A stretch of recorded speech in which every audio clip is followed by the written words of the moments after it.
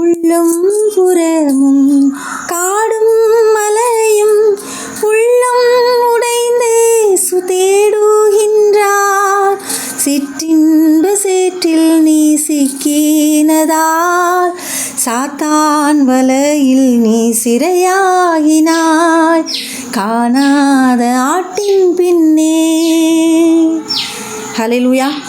ஆண்டவராகிய இயேசு கிறிஸ்துவின் இனிய நாமத்தில் நான் உங்களை வாழ்த்துகிறேன். அன்புக்குரியவர்களே, நீங்கள் யாவரும் நலமாக இருப்பீர்கள் என்று கர்த்தருக்குள் விசுவாசிக்கிறேன்.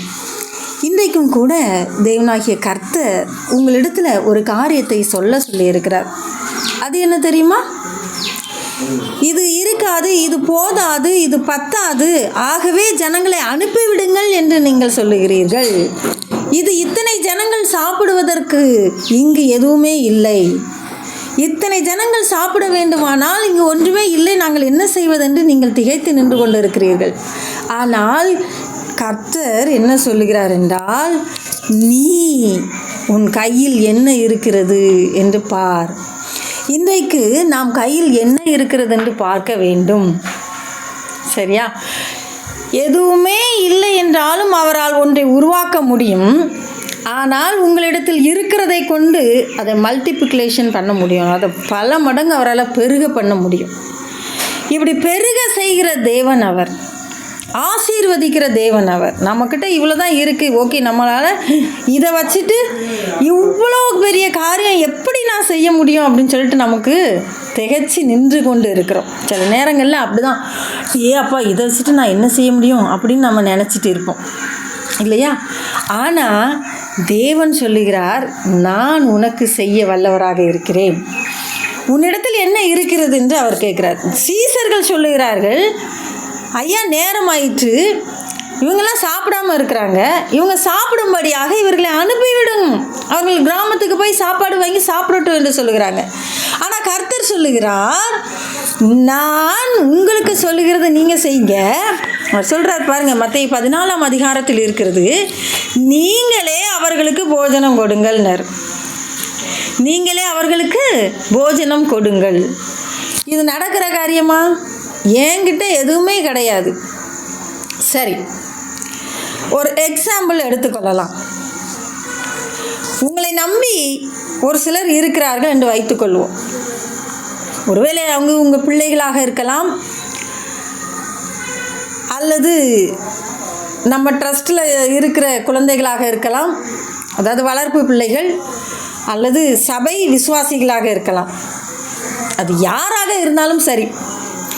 இப்போ இவர்களுடைய தேவையை நீங்களே சந்திங்கள் என்று கர்த்தர் சொல்கிறார். நீயே கொடுப்பா, அவங்களுக்கு தேவைன்னு தெரியுதுல்ல, அப்போ நீ எதுக்கு இருக்க, நீயே என்ன செய்ய, அவங்களுக்கு போஜனம் கொடு. அப்போ இப்போ கர்த்தர் உன்னை பார்த்து என்ன சொல்கிறாரு, இவங்களுடைய தேவையை சந்திக்கிறதுக்கு நான் இறங்கி வர வேண்டிய அவசியம் இல்லை, உன்னால் முடியும். சரி, இப்போ ஒரு குடும்பத்தில் 4 பேர் இருக்கிறீங்கன்னு வச்சுக்கலாம். இந்த 4 பேருக்கும் ஒரு அழகான வீடு வேணும்னு கூட நம்ம வச்சுக்கலாம். இப்போ அந்த வீடு வாங்குவதற்காக அல்லது கட்டுவதற்கான பண வசதிகள் நம்ம இடத்துல இல்லை. கர்த்தர் என்ன சொல்கிறாரு, நீயே பார்த்துக்கோன்றாரு. அப்போ நாம் என்ன சொல்கிறோம், எங்கிட்ட அப்படி இல்லைப்பா, லோன் வாங்கி கட்டினா 4 நிமிஷம் லோன் கட்டுறதுக்குள்ளே நான் செத்து போயிடுவேன், என் வாழ்க்கையில் எல்லா பாடுகளையும் நான் பட்டு முடிச்சிட்டேன், இனி என்ன செய்கிறதுன்னு எனக்கு தெரியல அப்படின்னு சொல்லி நாம் திகைச்சு போய் நிற்கிற நேரம், என்ன நடக்க போகுது அடுத்த நொடின்னு தெரியாமல் நின்றுட்டு இருக்கிற நேரம் கர்த்தர் சொல்கிறாரு, நீயே அவர்களுக்கு போஜனம் கொடுங்கிறாரு. நான் செய்ய முடியாது என்று திகைத்து நின்று கொண்டு இருக்கிறேன், அவர் என்னை பார்த்து நீ செய்ய என்று சொல்லுகிறார். உன் விசுவாசம் எங்கே என்று தான் அவருடைய கேள்வி. நீ விசுவாசிக்கிறாயா? உன்னால் முடியுன்றார். என்னால் முடியும், என்னை விசுவாசிக்கிறவன் என்னை காட்டிலும் அதிகமாக செய்ய முடியும் என்பது தான் அவருடைய கருத்து. இப்போ புரியுதா? ஆகவே அவர் சொல்லுகிறார், நீ செய், நீ இதை செய் என்று உங்களிடத்தில் அவர் எதிர்பார்க்கிறார். அப்போ நான் என்ன செய்ய முடியும், நான் என்ன செய்ய வேண்டும், தேவன் என்னிடத்தில் என்ன எதிர்பார்க்கிறார், நான் என்ன செய்ய வேண்டும். இப்போ நாம் என்ன செய்யணுங்கிறது இங்கே எழுதப்பட்டிருக்குது பாருங்கள். அதற்கு அவர்கள், இங்கே எங்களிடத்தில் 5 அப்பமும் 2 மீன்களும் அல்லாமல் வேறொன்றும் இல்லை. இவங்களுடைய ஆன்சர் என்னென்னா, எங்ககிட்ட 5 அப்பமும் 2 மீனும் இருக்குது, 5 அப்பமும் 2 மீனும் இருக்குது, இதை தவிர எங்ககிட்ட வேறு எதுவுமே கிடையாது, இதுதான் இருக்குது, இதை வச்சுட்டு நாங்கள் என்ன செய்ய அப்படிங்கிற மாதிரி அவங்க கர்த்தரை பார்த்து கேட்குறாங்க. நல்லா புரிஞ்சுக்கோங்க, நம்மக்கிட்ட என்ன இருக்குங்கிறத தேவன் எதிர்பார்க்கிறார். இப்போ நம்மக்கிட்ட என்ன இருக்குது, உங்ககிட்ட என்ன இருக்குது? இப்போ ஒரு வீடு கட்டணும், அதுக்கு என்ன இருக்குது? உங்கள் பிள்ளைய படிக்க வைக்கணும், அதுக்கு உங்ககிட்ட என்ன இருக்குது? என்கிட்ட என்ன இருக்குப்பா, என்கிட்ட ஒன்றுமே இல்லைப்பா அப்படின்னு நம்ம நினச்சிட்டு இருக்கலாம் இல்லையா? ஆனால் ஏதோ ஒன்று உங்கள் கையில் இருக்குதா இல்லையா? இருக்கிறதை தேவனுடைய சமூகத்தில் அவருடைய கரத்தில் கொண்டு போய் நம்ம கொடுத்தோன்னா அவர் என்ன செய்கிறார் பாருங்க, அவைகளை என்னிடத்தில் கொண்டு வாருங்கள், நீ வைத்திருக்கிறாய், உன்னிடத்தில் இருக்கிறது, ஆனால் நீ இல்லை என்று சொல்லுகிறாய், நான் ஜனங்களை போசி என்று சொல்லுகிறேன், இது பத்தாது என்று நீ நினைக்கிறாய், அது பத்தாம தான் போகும், ஆனால் நீ அதை என்னிடத்தில் கொடுப்பாயே, ஆனால் அதை என்னால் பலுகி பெருகி செய்ய முடியும், பலுகி பெருக செய்ய முடியும், நீ அதை என்னிடத்தில் கொடு என்று கர்த்தர் கேட்கிறார். சரியா? நாம் கையில் வைத்திருக்கும் இந்த சிறிய அமௌண்ட்டை தேவனுடைய கரத்தில் கொடுக்க வேண்டும். ஹல்லேலூயா! அது எப்படி தேவனுடைய கரத்தில் கொடுக்கறது? என்கிட்ட இருக்கிறது நான் தேவனுடைய கரத்தில் எப்படி கொடுக்க முடியும்? காயினையும் ஆபேலையும் எடுத்துக்கொள்ளுங்கள். காயின் நிலத்தை பயிரிடுகிறவனாக இருந்தான், ஆபேல் ஆடுகளை மேய்த்து மந்தையை உண்டு பண்ணி அந்த தொழிலை செய்து வந்தான். இருவரும் ஒரு நாள் கர்த்தருடைய சமூகத்திற்கு காணிக்கைகளை கொண்டு வந்தார்கள். தேவனாகிய கர்த்தர் ஆபேலையும் அவன் காணிக்கையையும் அங்கீகரித்தார் என்று எழுதப்பட்டிருக்கிறது. இங்கே தான் ஒரு கேள்வி, ஏன் நமக்கு கிடைக்கவில்லை? ஏன் நமக்கு கிடைக்கவில்லை என்று காயின் நினைக்கிறான். அவன் தவறை உணர்வதற்கு பதிலாக அவன் மீது பொறாமைப்படுகிறதை நாம் பார்க்கிறோம். காயின் தன் தவறை உணர்வதற்கு பதிலாக ஆபேலின் மீது பொறாமைப்படுகிறதை பார்க்கிறோம். ஏன் கர்த்தர் என்னுடைய காணிக்கையை ஏற்றுக்கொள்ளவில்லை, மாறாக அவனையும் அவன் காணிக்கையையும் ஏற்றுக்கொண்டாரே என்று சொல்லி பொறாமைப்படுகிறதை நாம் பார்க்கிறோம். பிரியமானவர்களே, முதலாவது பொறாமையின் குணம் இருக்கவே கூடாது. அந்த குணம் வரும்பொழுது என்ன ஆகிவிடும் என்றால், அது உருவம் மாறி கொலை செய்யும் அளவிற்கு போய்விட்டது. ஒரு பொறாமை கொலையாக மாறுகிறதை நாம் பார்க்கிறோம். ஒரு பொறாமை கொலை செய்யும் அளவிற்கு போகிறது. அவன் உயிரோடு இருக்கவே கூடாது. சரி, பரவாயில்ல, கர்த்தர் ஏன் காணிக்கையை ஏன் ஏற்றுக்கிடலை? ஒரு செகண்ட் அவன் யோசிச்சிருக்கலாம் இல்லையா? ஆபேலையும் அவன் காணிக்கையையும் ஏற்றுக்கொண்ட கர்த்தர் என்னையும் என் காணிக்கையையும் ஏன் ஏற்றுக்கொள்ளவில்லை? நான் என்ன தவறு செய்திருக்கிறேன்? ஏன் அவனை ஏற்றுக்கொண்டார், ஏன் என்னை ஏற்றுக்கொள்ளவில்லை? அவன் யோசிக்கிறதற்கு பதிலாக அவன் மீது பொறாமைதான் கொண்டானே தவிர ஒரு வார்த்தை கர்த்தரையோ அல்லது அவனையோ, உன்னையும் உன் காணிக்கையை கர்த்தர் ஏற்றுக்கிட்டார்ப்பா, ஏன் என்னைய கர்த்தர் ஏற்றுக்கிடலை என்று சொல்லி அவன் கேட்கவில்லை.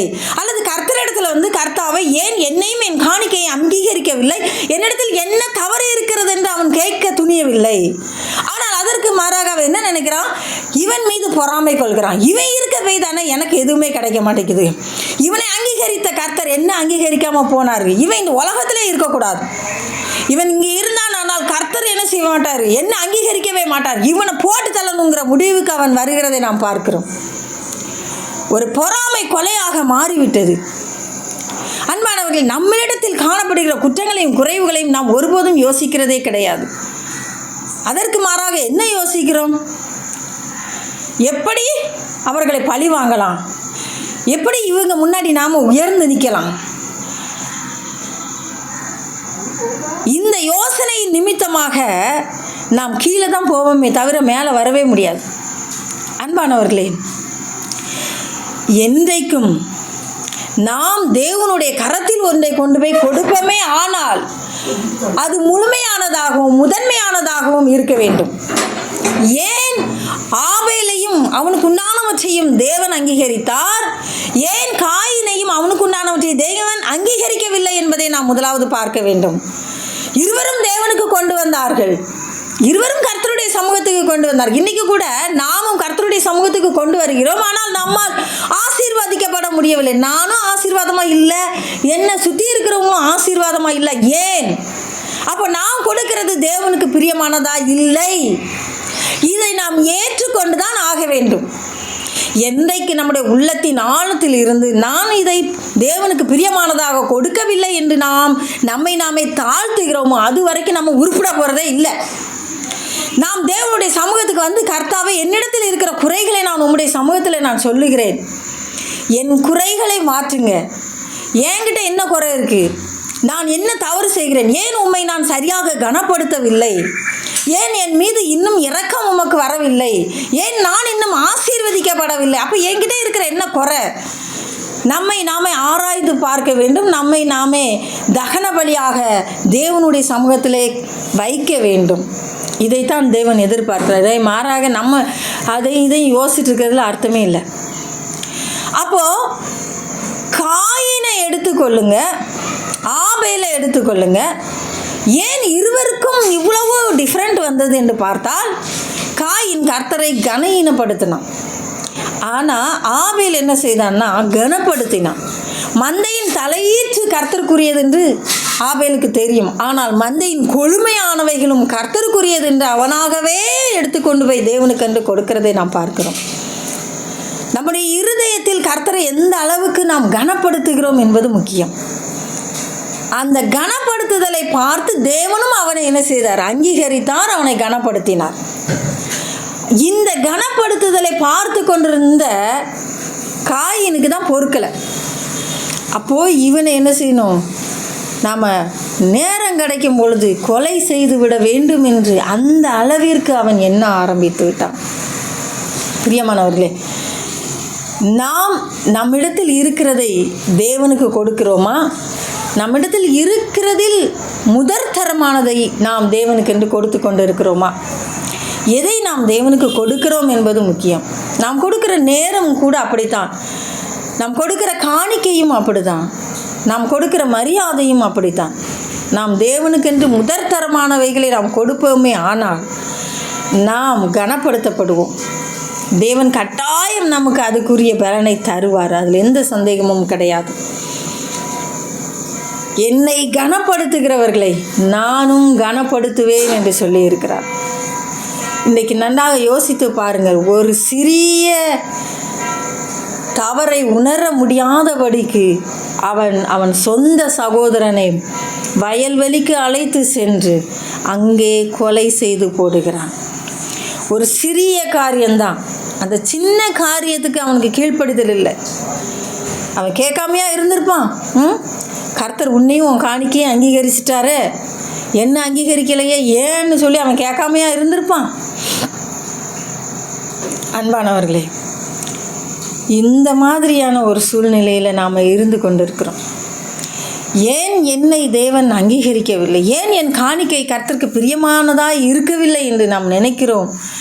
ஆனால் அதற்கு ஒப்பு கொடுக்க மனதில்லை. இன்றைக்கி நாம் ஒப்பு கொடுப்போம். ஆண்டவரே, என் மந்தையின் கொழுமையானவைகளை உமக்கு நான் தருவேன், மந்தையின் தலையீற்றையும் உமக்கு தருவேன், மந்தையின் கொழுமையானவைகளையும் உமக்கு நான் தருவேன் என்று சொல்லி தேவனுடைய சமூகத்திலே நாம் என்ன செய்யணும்? அர்ப்பணிக்கணும்.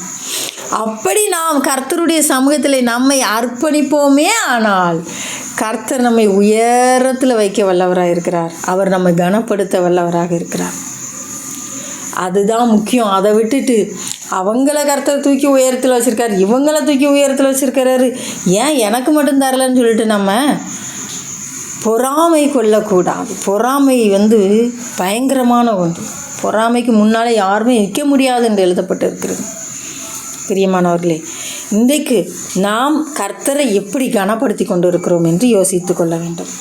நாம் எப்படி கனப்படுத்துகிறோமோ அந்த அளவுக்கு நாமும் தேவனால் கனப்படுத்தப்படுவோம்.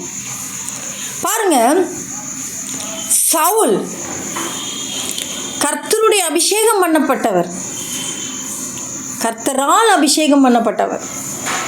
கர்த்தருடைய ஆவியானவர் அவர் மீது இருந்தார் என்று எழுதப்பட்டு இருக்கிறது. கர்த்தருடைய ஆவியானவர் சவுல் மீது நிலை கொண்டிருந்தார் என்று எழுதப்பட்டு இருக்கிறது. இப்படிப்பட்ட சவுல் எப்படி இருந்திருக்க வேண்டும் என்று யோசித்து பாருங்கள். இந்த தாவீது கோலியாத்தை கொன்று அவன் வெற்றியோடு திரும்பி வரையில் ஜனங்கள் ஆர்ப்பரித்தார்கள். சவுல் கொண்டது 1000, தாவீது கொண்டது 10,000 என்று ஆர்ப்பரித்தார்கள். இப்படி ஆர்ப்பரித்த உடனே இந்த சவுலுக்குள்ளேயே எழுந்தது என்ன தெரியுமா? பொறாமை. இந்த பொறாமை உள் வந்ததினால் அவர்களிடத்தில் இருந்து போனது என்ன தெரியுமா? கர்த்தருடைய ஆவியானவர். கர்த்தருடைய ஆவியானவர் தன்னை விட்டு போனது தெரியாமல் அவன் செய்து கொண்டு இருக்கிறான். கர்த்தருடைய ஆவியானவர் தன்கிட்ட இருக்கிறாருன்னு நினச்சிட்டு இருக்கிறான். அன்பானவரே, இன்றைக்கி நீங்கள் நல்லா நினச்சிக்கிறணும். என்றைக்கு நம்மக்கிட்ட பொறாமல் வருதோ அன்றைக்கே கர்த்தருடைய ஆவியானவர் நம்மளை விட்டு விலகி போயிடுவார். அதுக்கப்புறம் கர்த்தருடைய ஆவியானவர் ஏன்ட்ட இருக்கிறார் நம்ம நினச்சிட்டு இருந்தால் அது நம்மளோட முட்டாள்தனம். என்றைக்குமே பொறாமையின் குணம் இருக்கவே கூடாது. அது என்றைக்கு நம்மையும் அழித்து நம்மளை சுற்றி உள்ளவங்களையும் அழிச்சே போட்டுரும். ஆகவே இந்த நாளில் நாம் தீர்மானம் எடுக்கணும். என்ன ஆகுதுன்னு பாருங்கள். இந்த பொறாமையின் குணத்தின் நிமித்தமாக தாவீதை கொலை செய்வதற்கு அந்த நாள் முதல் அவன் கண் வைக்க ஆரம்பிச்சிட்டான். இந்த பொறாமை கொலை செய்கிற அளவிற்கு போகிறது. உனக்குள் அந்த சேனைகளின் கர்த்தரை குறித்த வைராக்கியம் இல்லை. இந்த தாவீது யுத்த வீரன் கிடையாது. நீ ராஜா. ஒரு தேசத்தை ஆண்டு கொண்டு இருக்கிற நீ ஒரு ராஜா. அது மாத்திரமல்ல, கர்த்தருடைய ஆவியை பெற்றிருக்கிற ஒரு ராஜா. சாதாரண மனிதன் கிடையாது நீ. கர்த்தருடைய ஆவியானவர் உன்னோடு கூட இருக்கிறார். அப்போது கர்த்தருடைய ஆவியினால் அபிஷேகம் பண்ணப்பட்டவன். கர்த்தர் உன்னை அபிஷேகித்திருக்கிறார், உன்னை ராஜாவாக வைத்திருக்கிறார். இந்த தேசத்துக்கு நீ தான் உத்தரவாதம். இங்கு சேனைகளின் தேவனாகிய கர்த்தருடைய இராணுவத்தை கேவலமாக பேசிக்கொண்டு இருக்கிறான். நீ என்ன செய்து கொண்டிருந்தாய்? தேவனிடத்தில் விசாரிக்கிறாயா? உபவாசிக்கிறாயா? மன்றாடுகிறாயா? கர்த்தருடைய பிள்ளைகளை எழுப்பி நீங்கள்லாம் ஜெபம் பண்ணுங்க என்று சொல்லி எழுப்பி விட்டாயா? அல்லது பாடகர் குழுவினரை நிறுத்தினாயா? எந்த ரிஸ்க்குமே எடுக்கலை. இரவும் பகலும் 40 நாள் கூவிக்கிட்டே இருக்கான் கோலியாத்து. நீங்கள் பாட்டுக்கு வாரீங்க, நீங்கள் பாட்டுக்கு நிற்கிறீங்க, நீங்கள் பாட்டுக்கு பார்க்குறீங்க, நீங்கள் பாட்டுக்கு போகிறீங்க. இவன் யுத்த வீரன் கிடையாது. இவனுக்கும் இராணுவத்துக்கும் சம்பந்தம் கிடையாது. இவனுக்கும் தேசத்துக்கும் சம்பந்தம் கிடையாது. ஆனால் இந்த தாவீது சொல்லுகிறான், இந்த நாயி எம்மாத்திரம், அந்த துஷ்ட மிருகத்தை எல்லாம் நான் என்ன செஞ்சேன்? கிழிச்சு வேறு அறுத்து போட்டேனே. அதில் மிருகத்தோட மிருகமாக தான் நான் இவனை பார்க்கிறேன்னா. சேனைகளின் தேவனாகிய கர்த்தரை குறித்த வைராக்கியம் அவனுக்குள் இருந்தது.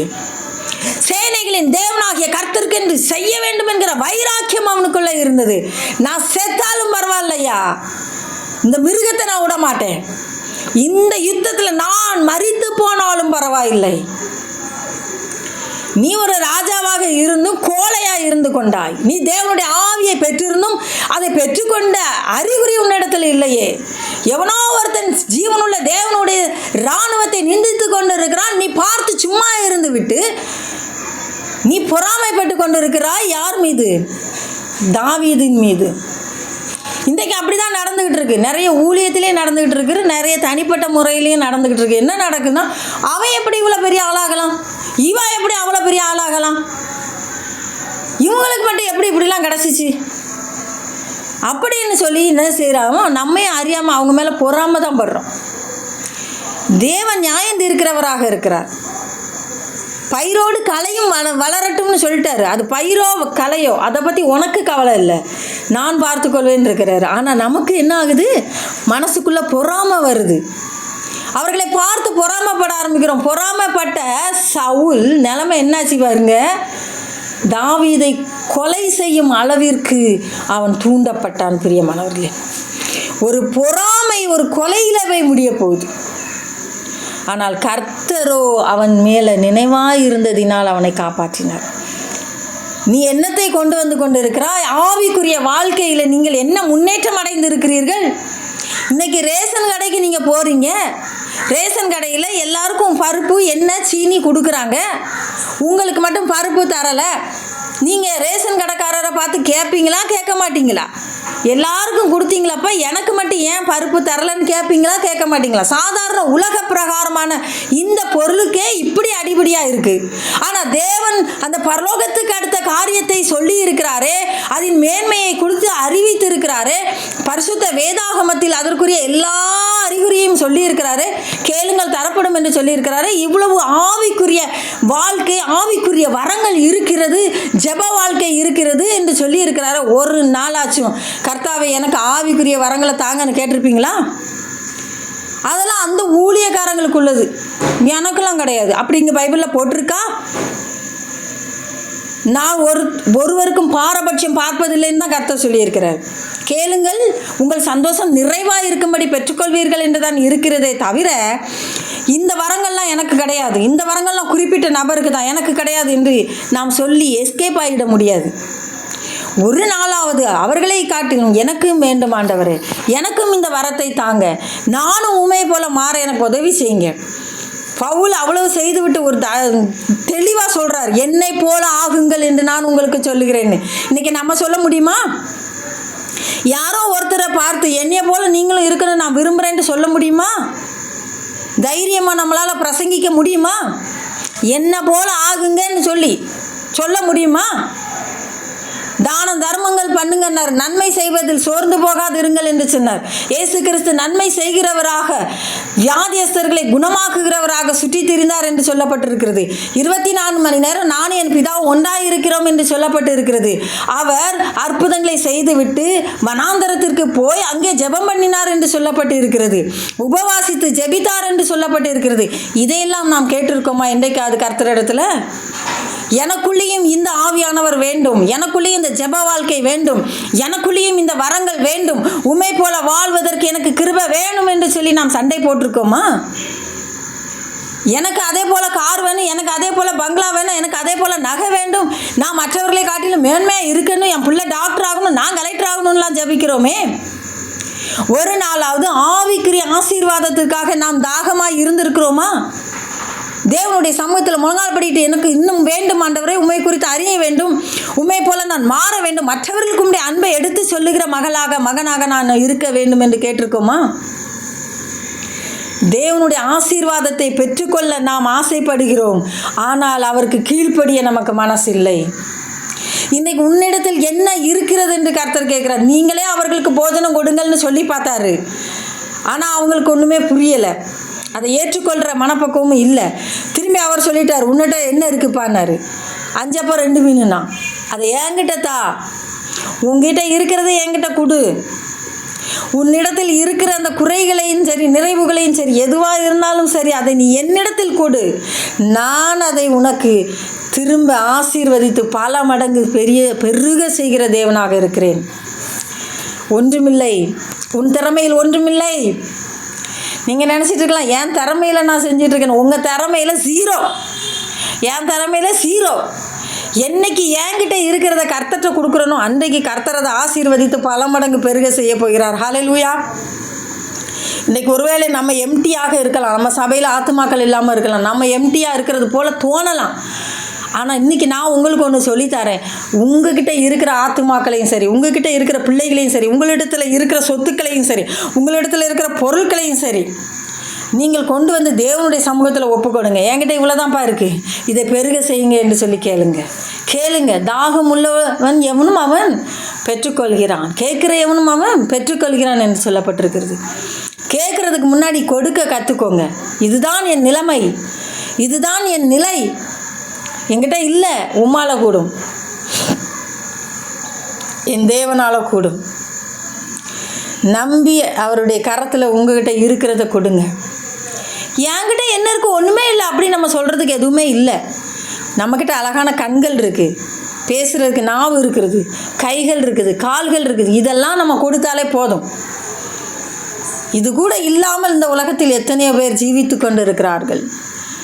ஆனால் நமக்கு தேவன் எல்லா உறுப்புகளையும் அழகாக படைத்திருக்கிறார், நேர்த்தியாக படைத்திருக்கிறார். இதை கொண்டு தேவனுடைய கரத்தில் ஒப்பு கொடுப்போம். ஆண்டவரே, இதை நான் தாரேன், என்கிட்ட இருக்கிறத நான் தாரேன், என்கிட்ட இருக்கிற இந்த கொஞ்சம் ஞானத்தை உம்முடைய சமூகத்தில் வைக்கிறேன். நீர் அதை பெருக செய்யும், நீர் அதை பெருக செய்யும். ஹல்லேலூயா. தேவனுடைய கரத்தில் இருந்து நாம் பெற்றுக்கொள்ள வேண்டும். பிரியமானவர்களே, என்றைக்கும் நம்மக்கிட்ட இருக்கிறது இவ்வளோதான். இன்றைக்கி என்கிட்ட 10 ரூபா தான் இருக்குன்னா இந்த 10 ரூபாயை நான் கர்த்தருடைய கரத்தில் கொண்டு போய் கொடுத்து அதை ஆசீர்வதித்து தரும்படியாக கொடுக்க கற்றுக்கொள்ள வேண்டும். ஆக நான் உங்ககிட்ட சொல்லுகிற ஒரே ஒரு காரியம் என்னவென்றால், பொறாமை இருக்கவே கூடாது. பொறாமை குணம் நம்மிடத்தில் இருக்குமே ஆனால் அது கொலை செய்யவும் தயங்கவே தயங்காது. அது நம்மையும் அழித்துவிடும், நம்மோடு இருப்பவர்களையும் அழித்துவிடும். பிரியமானவர்களே, நாம் தேவனுக்கென்று வைராக்கியமாக எழும்ப வேண்டும் என்று ஆசைப்பட்டிருப்போமானால், அல்லது நம்முடைய வாழ்க்கை கட்டப்பட வேண்டும் என்று ஆசைப்படுவோமானால், அல்லது நம்முடைய வீடு கட்டப்பட வேண்டும் என்று ஆசைப்படுவோமானால், அந்த ஆசைப்படுகிறது தவறே கிடையாது. ஆனால் அதற்குரியவற்றை நாம் தேவனுடைய கரத்தில் ஒப்பு கொடுக்க வேண்டும் என்பதுதான் என்னுடைய வாதம். என்கிட்ட இவ்வளோதான் இருக்குது, இதை நான் உம்முடைய சமூகத்தில் தருகிறேன், இதை நீர் ஆசீர்வதித்து பல மடங்கு பெருக செய்யும் கர்த்தாவே. எல்லோரும் சாப்பிட்டு திருப்தி அடைந்தார்கள், மீதியான துணிக்கைகளை 12 கூடை நிறைய எடுத்தார்கள் என்று எழுதப்பட்டிருக்கிறது. ஏன் மீதியான துணிக்கைகள் 12 கூடை நிறைய எடுத்தார்கள் தெரியுமா? அங்கு சீசர்கள் அத்தனை பேருக்கு அதை பங்கிட்டு வைத்து கொண்டிருக்கிறாங்க. அந்த சீசர்களுக்கு, அந்த 12 சீடர்களுக்கும் 12 கூடை நிறைய எடுக்கப்பட்டது. பிரியமானவர்களே, 12 கூடை நிறைய மீது இருந்ததுக்கு காரணமே அதுதான். பங்கு கொடுத்துக்கிட்டு இருக்கிற சீடர்கள் ஒரு வாய் கூட சாப்பிடலை, பசியோடு இருக்காங்க. அவங்களும் 3 நாளாக பசியோடு தானே இருக்காங்க. ஆனால் கர்த்தர் பார்த்தாரு, பங்கு வச்சுக்கிட்டு இருக்கிற உனக்கு நிறைவான ஆசீர்வாதம். உட்காந்து சாப்பிட்டவங்க வயிறார சாப்பிட்டாங்க, பங்கு வச்சுக்கிட்டு இருந்தவங்களுக்கு ஒரு கூடையாக இயேசப்பா கொடுத்தாரு. அதனால தான் சொல்கிறாரு, முதலாவது தேவனுடைய ராஜ்யத்தையும் அவருடைய நீதியையும் தேடுங்கள், அப்பொழுது இவைகள் உங்களுக்கு கூட கொடுக்கப்படும் என்று. ஹல்லேலூயா. அப்போது அவங்கெல்லாம் வந்தவங்களுக்கு பசியார வேண்டும் என்று நினைத்தார்கள். ஆகவே அவர்களுக்கு கூட கொடுக்கப்பட்டது. யாரெல்லாம் மற்றவர்கள் நன்றாக இருக்க வேண்டும், தேவனுடைய ராஜ்யத்தை அவர்கள் அறிந்து கொள்ள வேண்டும், அவர்களும் பசியாற வேண்டும், அவர்கள் வாழ்க்கையில் முன்னேற வேண்டும் என்று நினைக்கிறார்களோ அவர்கள் எல்லாருக்கும் தேவன் கூட கொடுக்கிறவராக இருக்கிறார். ஹல்லேலூயா. எல்லாரும் சாப்பிட்டு திருப்தி அடைந்து போனார்கள். ஆனால் இவங்க கையிலே வைத்திருக்கிறார்கள். மீதம் எடுக்கிற ஒரு அனுபவத்தை தேவன் உங்களுக்கு தர வல்லவராக இருக்கிறார். இன்றைக்கு கர்த்தருடைய சமூகத்தில் நம்ம ஒப்பு கொடுப்போமா? ஆண்டவரே, நான் எந்த ஒரு இடத்துல நான் நின்றுக்கிட்டு இருக்கிறேன், நான் என்னிடத்தில் இருக்கிற குறைகளை உணர்கிறேனா, நான் என்னிடத்தில் இருக்கிற பொருளை உம்முடைய சமூகத்துக்கு கொண்டு வந்து தருகிறேனா என்று சொல்லி நாம் தேவனுடைய சமூகத்தில் நாம் தாழ்த்த போகிறோம். கர்த்தர் நம்மை ஆசீர்வதிக்க போகிறார். இன்றைக்கும் கூட அநேகர் வீடு கட்ட வேண்டும் நினைக்கிறீங்க, திருமண காரியமாக முயற்சி பண்ணிக்கிட்டு இருக்கிறீங்க இல்லையா? அது மாத்திரம் இல்லை, உங்கள் குடும்பத்தில் படிக்கணும்னு நினைக்கிறீங்க, நல்லா படிக்க வைக்கணும், எங்களோட பணம் இல்லைன்னு நினச்சிட்டு இருக்கிறீங்க. எதுவாக இருந்தாலும் சரிங்க, நான் சொல்கிறேங்க, இன்றைக்கி சொல்கிறேன், எழுதி வச்சுக்கோங்க. உங்கள் கையில் என்ன இருக்கோ அதை கர்த்தருக்கு கொடுத்து பாருங்கள். அன்பானவர்களே, நான் இதை விளையாட்டாகவே சொல்லலை, சீரியஸாக தான் சொல்கிறேன். ஒரு அருமையான சகோதரி இன்றைக்கி கூட 50 ரூபான்னு எனக்கு அனுப்பிவிட்டா. அவளுக்கு தேவன் அதிக ஆசீர்வாதத்தை கொடுத்துட்டு தான் இருக்கிறாரு. அதாவது எனக்கு அனுப்புனதுனால அவளுக்கு ஆசீர்வாதம் நான் சொல்ல வரல, சரியா? கர்த்தரை கனப்படுத்தி பாருங்கன்னு தான் நான் சொல்கிறேன். கர்த்தரை கனப்படுத்தி பாருங்கள், கர்த்தர் அதுக்குரிய ஆசீர்வாதத்தை உங்களுக்கு தருவார். கொடுக்குற எவனும் என்ன செய்வான்? நிறைவான ஆசீர்வாதத்தை தான் பெற்றுக்கிட்டு போவாங்களே தவிர குறைஞ்சி போனதான் இங்கே சரித்திரமே கிடையாது. கர்த்தரை சார்ந்து இருக்கிற யாரையும் கர்த்தரை ஆசீர்வதிப்பார். ஹல்லேலூயா. உங்களை ஆசீர்வதிக்கிற தேவன், அவர் உங்களை பழுகி பெருக செய்ய போகிறார்.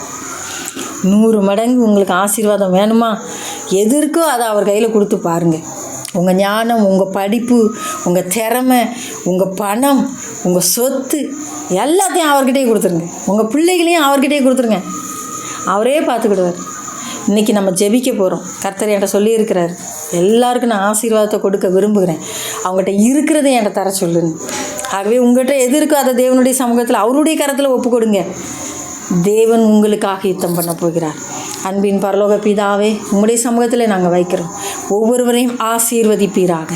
யார் யார் அவர்களிடத்தில் என்ன இருக்கிறதோ அதை உம்முடைய கரத்தில் ஒப்பு கொடுக்குறாங்க, அதை பெற்றுக்கொண்டு நீர் அவர்களுக்கு பழுகி பெருகும்படி செய்வீராக. ஆசீர்வதியும். இயேசுவின் நாமத்தில் ஜெபிக்கிறோம் நல்ல பிதாவே, ஆமென். ஹல்லேலூயா. தொடர்ந்து நாளைய தினத்திலே பரிசுத்த உபவாச தினம் இருக்கிறது. ஆகவே நேரில் வந்து ஜெபிக்க இருக்கிறவர்கள் வரலாம், அல்லது ஃபோன் மூலம் தொலைபேசியின் மூலமாக நீங்கள் ஜெபித்து கொள்ளலாம். அல்லது நீங்கள் இருக்கிற இடத்திலிருந்து எனக்கு வாய்ஸ் மெசேஜ் அல்லது ஃபோன் கால் மூலமாக உங்களுடைய ஜெப விண்ணப்பங்களை எனக்கு தெரியப்படுத்தலாம். நாங்கள் ஜெபிக்க இருக்கிறோம். போன வாரத்திலே அநேக அற்புத சாட்சிகளை சொன்னீங்க. திருமணம் ஒழுங்காக இருக்கிறது, வர வேண்டிய பணம் கிடைத்திருக்கிறது, காலேஜில் பிள்ளைங்களை சேர்த்துருக்கிறீங்க, பிள்ளைகளுடைய வேலை வாய்ப்பு கிடைத்திருக்கிறது, குழந்தை பாக்கியம் கிடைத்திருக்கிறது, வீடு பாதியில் கட்ட முடியாமல் நின்றது, கட்டுவதற்கு தேவன் கிருபை செய்திருக்கிறார். இன்னும் அப்படியே சொல்லிட்டே போகலாம். வியாதி உள்ளவங்க அநேகர் குணமாகி இருக்கிறீர்கள், பில்லிசூனிய காட்டுகளில் இருந்து விடுதலை ஆக்கப்பட்டிருக்கிறீர்கள். இப்படி பல சாட்சிகளை நீங்கள் எனக்கு சொல்லியிருக்கிறீங்க. நான் ரொம்ப சந்தோஷப்பட்டேன், கர்த்தருக்கு நன்றி சொன்னேன். இந்த வாரத்திலும் அந்த சாட்சிகளை நான் எதிர்பார்க்கிறேன். இந்த வாரத்தில் நீங்கள் பிள்ளைகள் அநேக காரியங்களை குறித்து நீங்கள் சொல்லியிருக்கிறீங்க. ஹாஸ்பிட்டலில் இருக்கிற நோயாளிகளுக்காக விசேஷித்த ஜெபம் இருக்கிறது. திருமண காரியம் தடைப்பட்டே கொண்டு இருக்கிறது, படிப்பு தடைப்படுகிறது, சபை ஊழியங்கள் இன்றைக்கு அநேக தடைகள் இருக்கிறது. இப்படி அநேக காரியங்களுக்காக நாம் ஜெபிக்க இருக்கிறோம். உங்களுடைய ஜெப விண்ணப்பங்களையும் எனக்கு தெரியப்படுத்துங்கள். கர்த்தர் தாமே உங்களை ஆசீர்வதிப்பாராக. ஆமேன். அல்லேலூயா.